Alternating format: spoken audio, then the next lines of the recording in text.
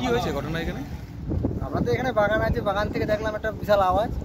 তা হচ্ছে একটা বড় গাড়ি আসলো, বড় গাড়ি তো সামনের চাকা লিক হয়ে গেছে, বিশাল জোরে যাচ্ছিল। গাড়িটা দাঁড়িয়ে ছিল গোডাউন থেকে মাল তুলে, তা হচ্ছে গাড়িটা দাঁড়ানো অবস্থায় ধাক্কা মেরে বেরিয়ে যায়। এটা কি গাড়ি ছিল? এটা গ্যাস গোডাউন, ইন্ডিয়ান গ্যাস দেওয়া হয়। এর মধ্যে কি গ্যাস সিলিন্ডার ছিল? হ্যাঁ, গ্যাস সিলিন্ডার অনেক আছে। কারো কোনো লেগেছে আহত?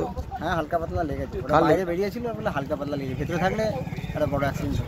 কটা নাগাদ হয়েছে ঘটনাটি? এই কিছুদিন আগে। কোথায় হয়েছে ঘটনাটি?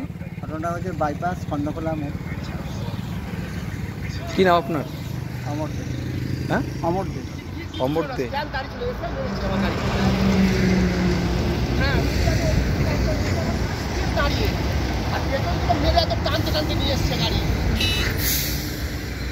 ওইখান থেকে গাড়ি উঠলো, যখন যাই দেখলাম ওইখান থেকে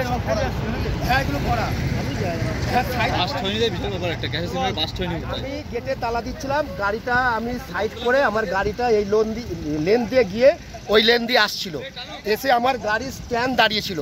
পেছন থেকে একটা পাথরের গাড়ি এসে পুরো আমার গাড়িটাকে ধরে টানতে টানতে এই অবস্থায় নিয়ে এসে এই পরিস্থিতি। আপনার কি গাড়ি? আমার কাছে অশোক লেল্যান্ড এই গাড়ি। আচ্ছা, এটা কি ছিল গাড়িতে? গাড়িতে গ্যাস ছিল। ভর্তি না ফাঁকা ছিল? হ্যাঁ, ভর্তি গ্যাস। আচ্ছা, কতগুলো সিলিন্ডার ছিল মোটামুটি? 80টা। সেরকম কোনো ক্ষয়ক্ষতি হয়েছে? না, ক্ষয়ক্ষতি হয়নি। আমার ড্রাইভার আর আমার একটা অ্যাসিস্ট্যান্ট ছিল, ওর লেগেছে। আচ্ছা, তারা এখন কোথায়? তারা হসপিটালে। কোন হাসপাতালে? Shantipur state general.